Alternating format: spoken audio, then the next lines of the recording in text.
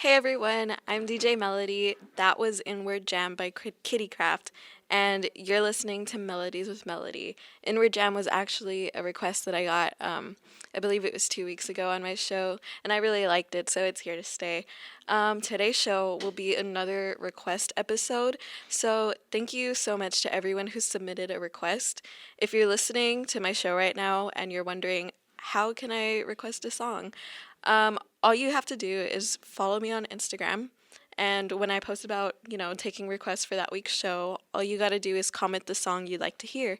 So, also, if your song gets picked, I will announce it here before I play it. And I'll even post it on my Instagram story and tag you, because who doesn't love a shout out? Super simple process. Just make sure you follow my page on Instagram. It's melodies.with.melody. Again, Melodies with Melody, the same name as my show on Instagram. Moving on. This weekend was actually pretty calm. I went to the Gremlin twice this weekend. Once for like a market thing. There was this record store that I follow on Instagram, and they were selling records there. So of course I had to go check it out. I bought a Susie and the Banshees record. It's called Juju, I think, from Soundstream Records. And the second time I went to the Gremlin was for this show. You might have seen like all the posters that they've put all over campus. It was a bunch of local bands. The music was really great. The people were there, and there was also a bunch of like cute vendors, but I didn't buy anything that time. But I almost forgot. I did go to this curated vintage store. It's downtown, like off of Main Street. It's called Baby Arcade.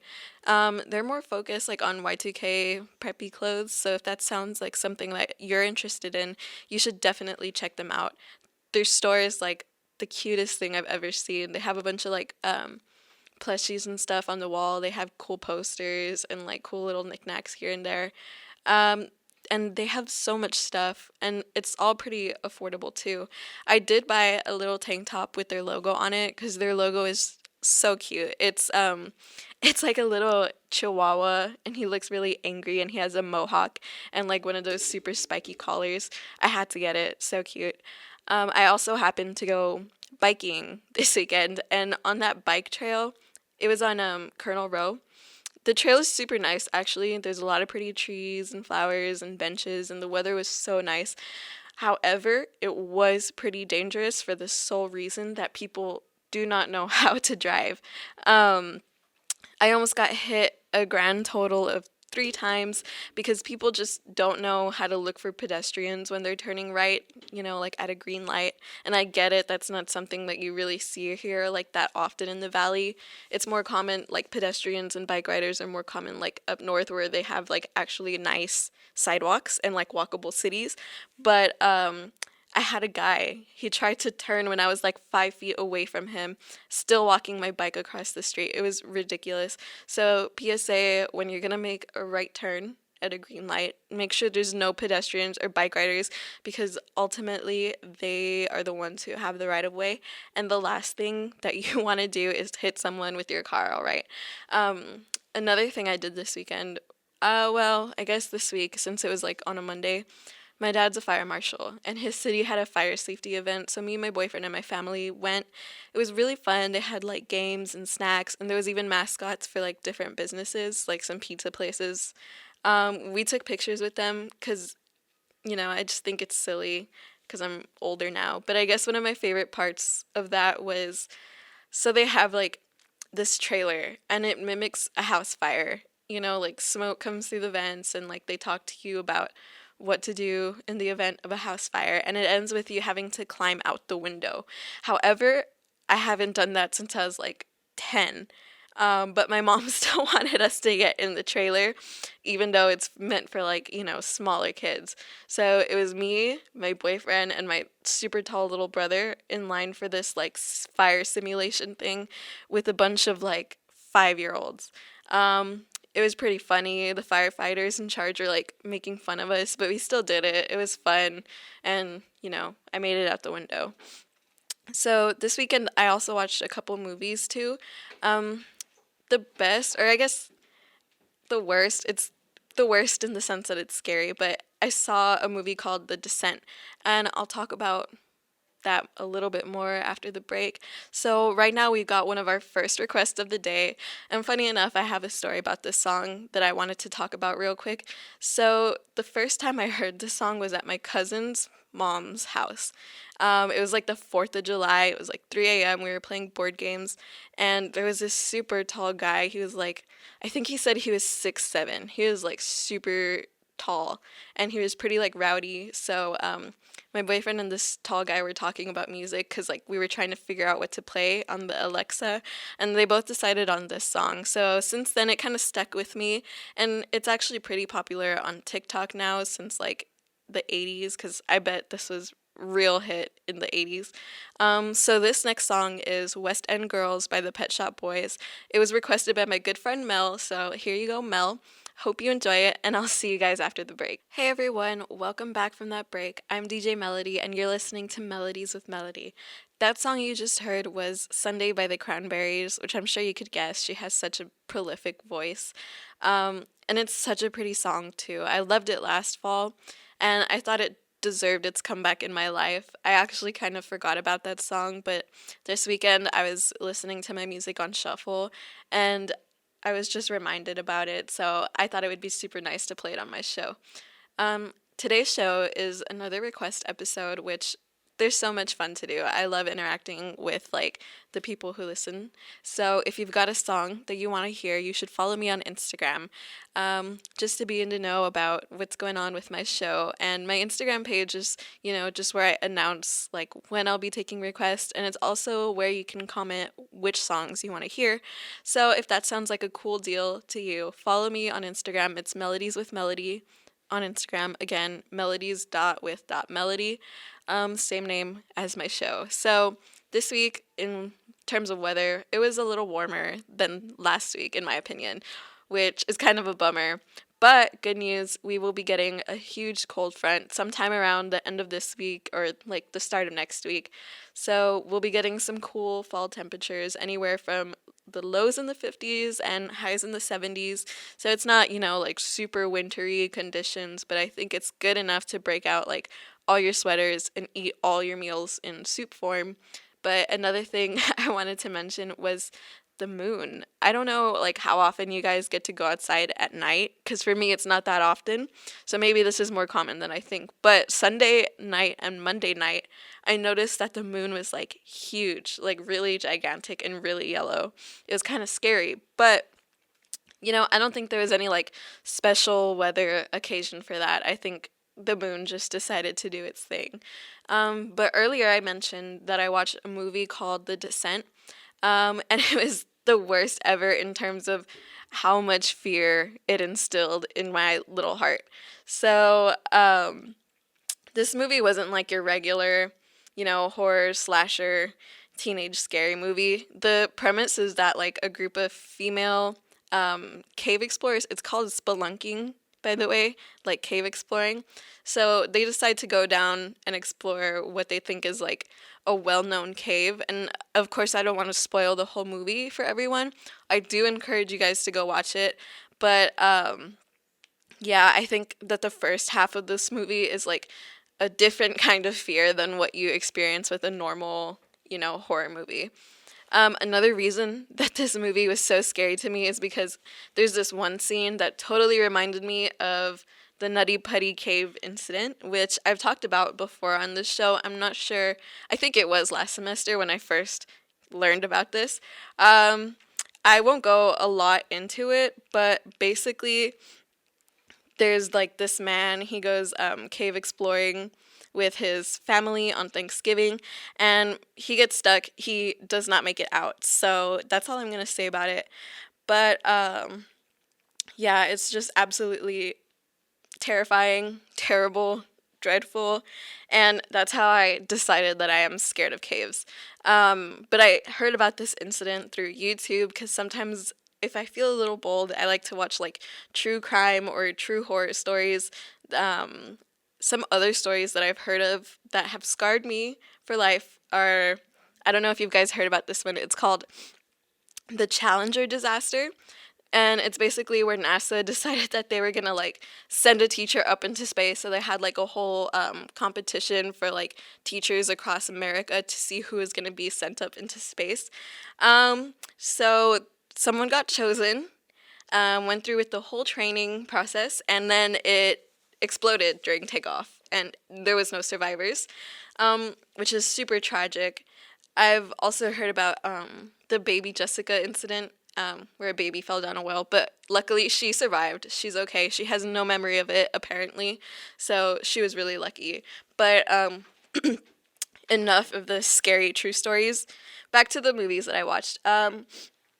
I rewatched Silence of the Lambs again. It's a really great movie. Last year, around this time, I was even able to like see it at the Hollywood movie theaters, and I was really hoping that they'd bring it back, but I don't think they will. I think last year was just like an anniversary thing, unfortunately. But I also attempted to watch Scarface for like the second time, but I can never force myself to pay attention to all of it. I always end up on my phone, and it's just like a long movie. It's like 3 hours, I believe, and I always like catch different parts of it. So I guess I am eventually gonna see the whole movie, if I keep just watching different parts of it.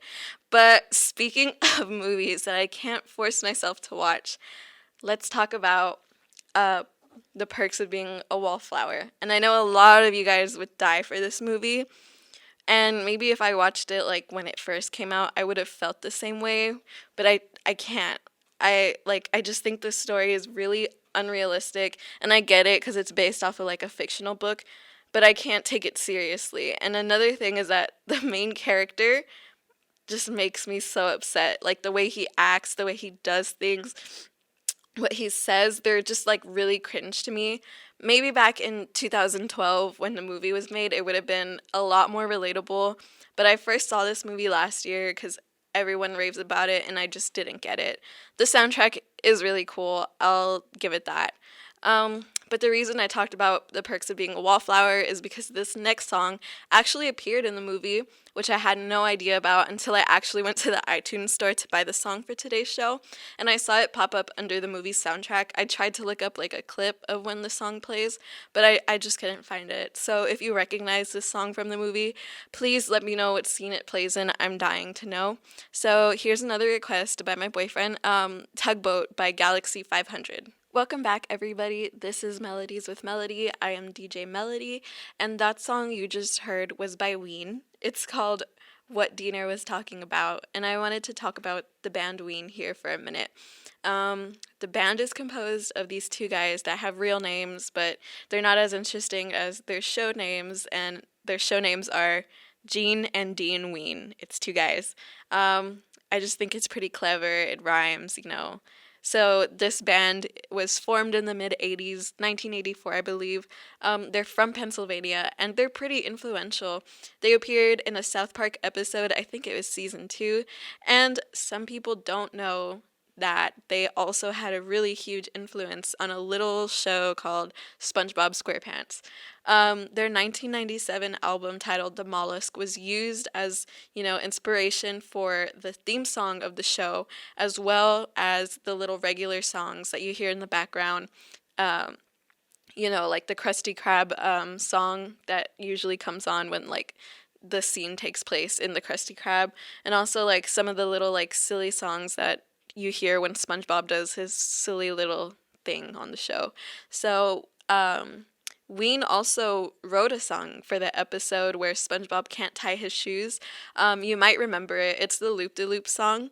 And their song called Ocean Man was played during the credits of the 2004 SpongeBob SquarePants movie, which is pretty cool, pretty interesting. But speaking of artists who have appeared on SpongeBob, I thought it'd be really cool to just like mention a couple of artists who have starred or appeared on the show. First, of course, we have David Bowie. He voiced the King of Atlantis, and they even gave the character one blue eye and one green eye, almost like David Bowie has in real life, except in real life, it's just that one of his pupils is like bigger than the other. It's permanently like dilated or something. Other artists who have appeared on SpongeBob include Lux Interior. He is the lead singer of the Cramps. He appeared as a bird puppet in a bird band called the bird brains, which is really cool. It's that one episode where Potty the pirate throws a party in Patchy the pirate's house. That was a really hard sentence to say. So many P's. Um, Another celebrity is Gene Simmons. He voiced a sea monster in that one episode where SpongeBob and Patrick crashed their Krabby Patty food truck in a trench. You guys might remember it. But yeah, I think everyone can agree that SpongeBob was a huge part of everyone's childhood. Unless you were like one of those weird kids who weren't allowed to watch SpongeBob, then of course I feel sorry for you. But I guess that this show was just like one of my most prominent memories of growing up. I even had a SpongeBob themed birthday party and a SpongeBob themed bathroom. So, yeah, speaking of things that I remember from growing up, I just thought it would be super cool, super fun to just talk about other things from my childhood that you may or may not also remember, because I've tried searching these things up, but no one else really seems to remember them, and I need to know that I'm not crazy and delusional. So first thing we have is that one zoo slash safari themed McDonald's in Brownsville. I remember it used to have like a huge elephant and a tiger and a giraffe sticking out from the top. And there was like also huge plastic figures of the safari animals inside the McDonald's. I always thought it was so cool, but unfortunately they got rid of it for some reason back in like the mid 2010s. That was like when they tried to make all McDonald's look the same, like super modern and sleek, but I feel like it just kind of took away any personality that was left, you know? And oh, there was also another like themed McDonald's on Business 83. It was like 50s themed, and it had like those red and blue sparkly diner chairs and stuff. And it was also like right by a railroad. I think it had something to do with the train in there also. Um, Second place that I wanted to reminisce about is called The Zone. And I know for a fact that this place was real. It was amazing. If you grew up here in the Valley, you definitely know about this place. I feel like everyone went on at least one field trip here. It was super colorful. It was super bright. They had like go-karts and like some water ride where you like shoot each other with water. And they also had like a little cave system for mini golf, and it was so sweet. And one of the most notable things for me was this huge mural that they had on the wall. It was a mural of like a train crashing into the wall, kind of like an optical illusion. And I've scoured the internet like for hours trying to find pictures of this place to like no avail, almost no luck. There are some like poor quality pictures of it, but nothing good enough to justify like how I remember it.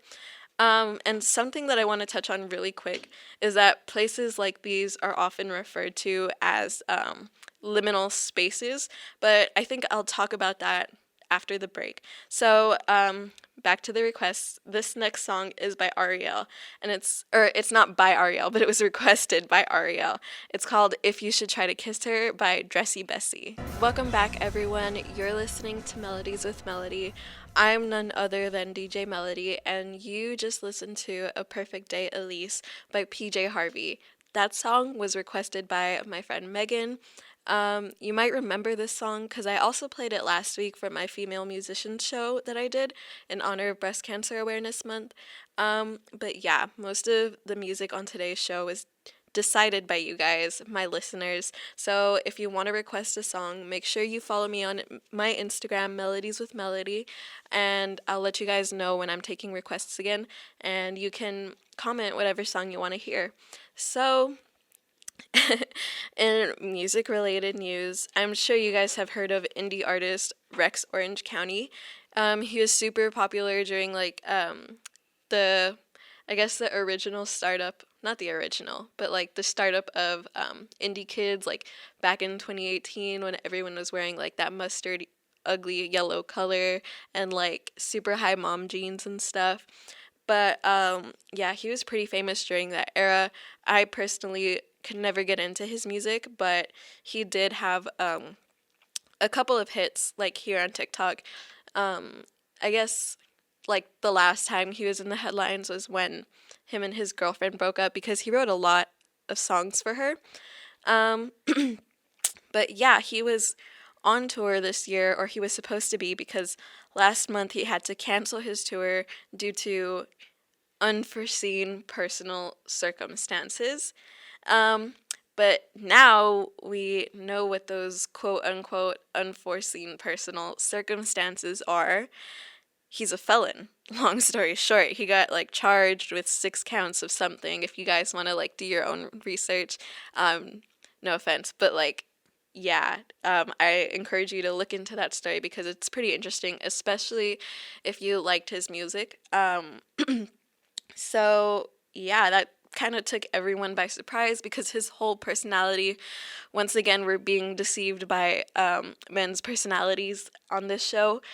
His whole personality was like soft boy, like plant dad, like, gentle, in touch with my emotions kind of guy. And now he turns out to be a bad person. So I wonder if this also had something to do with his breakup.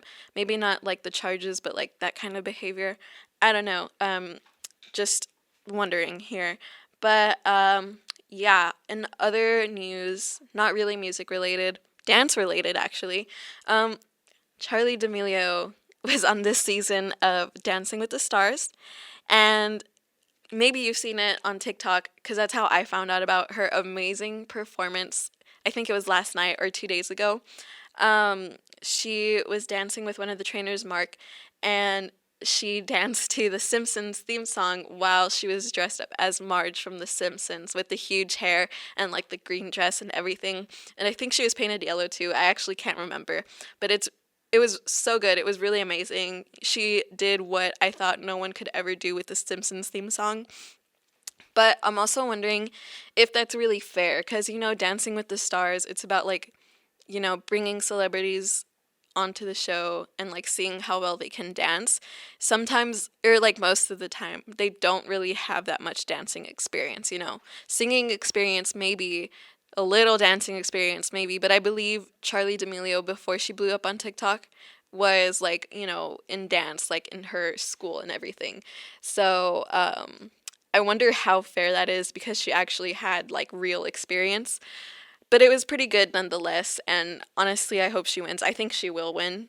She's amazing. Another thing that I wanted to mention that I talked about last week on my show, the adult Happy Meals. They're sold out, like everywhere, and I've been trying to get one for like the last week, and I just can't find any. Like I go on the McDonald's app. I even had to like call one of the McDonald's locations and ask like if they had them because I thought like maybe the app is just lying to me. But no, like the guy was like, "No, yeah, we actually aren't going to have any until Monday because everyone like nationwide is like out. So they're sending a bunch of like materials or whatever."